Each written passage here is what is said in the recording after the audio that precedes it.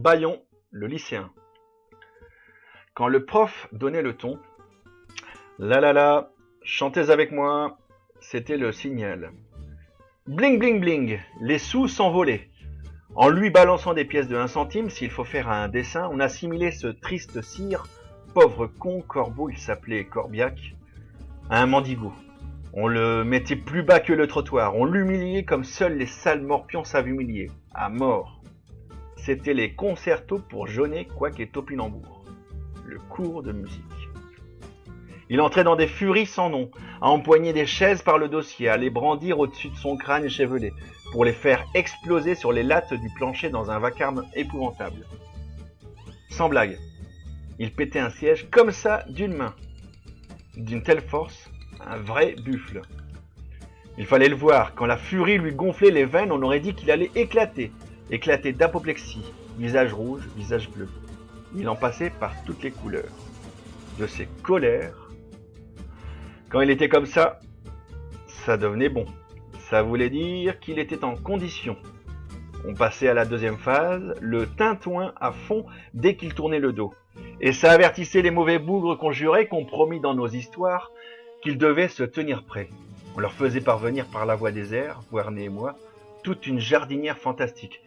6 kilos de fruits et légumes, pommes de terre, courgettes, poireaux, poivrons, céleri, bananes, etc., etc. Tout un petit pique-nique de saison apporté par nos soins qui s'est mis à planer ce jour-là dans l'atmosphère feutrée, silencieuse de cette salle de musique. Silencieuse, façon de parler. Ça bourdonnait plutôt sec dans les rangs. Chacun s'est mis finalement trouvé armé, qui d'une golden, qui d'une mastoc carotte, qui d'une volée de radis bien rose. Et soudain, notre oiseau de mauvais augure de prof a annoncé « On va faire une dictée !» Malheureux. Il n'avait pas aligné 2 noirs sur son piano-là vétuste que c'était déjà fini pour lui. Avant d'avoir compris, il était inondé de légumes, débris mâchés, épluchures, bouquets. Dans le tas, il y en avait un impayable qui s'était trompé et qui avait commencé à les manger tout cru, les primeurs, comme un hors-d'œuvre de midi. Pour dire en face du bovin au tableau, la bêtise insondable des gars de la classe. Donc ça pleuvait sur Corbiac. C'était un vrai dépotoir, raisin, chou, la décharge publique. Il se trouvait un peu énervé. Alors d'un coup, dans le brouhaha, sa célèbre fureur l'a empoigné. Il a pris le coup de sang. Terrifiant. Au point de tout faire décoller, de tout briser. Il flanquait des coups de pied partout. Il ne se connaissait plus. Canant les tableaux à coups de pied, craquant des lattes de bois à coups de talon, arrachant les tables fichées au sol du premier rang, il empoignait les cartables au pif et les vidait à toute volée à travers la classe. Vlan! Il jetait les plumiers contre un mur, la porte, le plafond, avant de retomber prostré. C'était pour nous le moment d'attaquer la 3e phase. Pling, plic, plang, plouc. On a à peine entendu les petits bruits de verre cassé de rien du tout dans le calme relatif revenu. Mais on a senti. Et la colère du prof est montée à vitesse supérieure. Ça commence à bien faire, il y en a certains qui se laissent aller. Voilà ce qu'il a braillé à travers les voûtes, bouffé de teigne fou furieux, bouillant. Il n'était plus du tout rouge. Une nouvelle attaque entre-temps l'avait rendu vert de rage. Ça tournait mal, violet, noir, ça commence à suffire, nom de nom! Il mugissait un bison, et vlac qu'il frappait.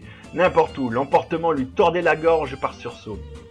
Et vlan, il pulvérisait une vitre dans un putain de barouf de verre éclaté. Il catapultait une chaise en fer contre les murs au-dessus de nos têtes. Merde de merde. Impressionnant. Il ne pouvait plus se modérer. De fait, ça commençait à schlinguer, à bloc. Les boules puantes qu'on avait balarguées avec Vuarnet envoyaient une de ces odeurs d'œufs pourris au gnoc-mam merdeux. Abominable. Il invectivait le plafond, le panthéon sur la place, le ciel, les astres, musicaux délirants. Il détestait tout à cause de nous. On le survoltait à la fin. On l'assommait avec ses conneries toutes les semaines. Il bousillait le matériel pour nous apprendre. Et là, il commençait à nous épouvanter. On se disait qu'il allait prendre un élève pour un meuble, qu'il allait réellement casser un en deux, le déchirer, le tasser contre un mur. Il lançait ses jambes dans tous les sens, ses bras pareils. Et ses cris perçants partout. Il suffoquait, riait, crachait en l'air. Il allait éclater, on l'avait cherché.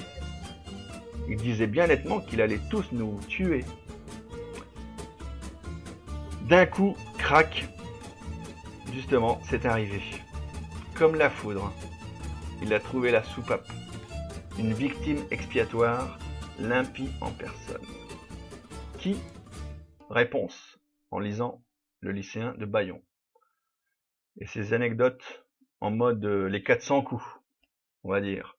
J'espère que ça vous aura plu. Et rendez-vous la semaine prochaine pour d'autres coups de cœur littéraires. Bisous!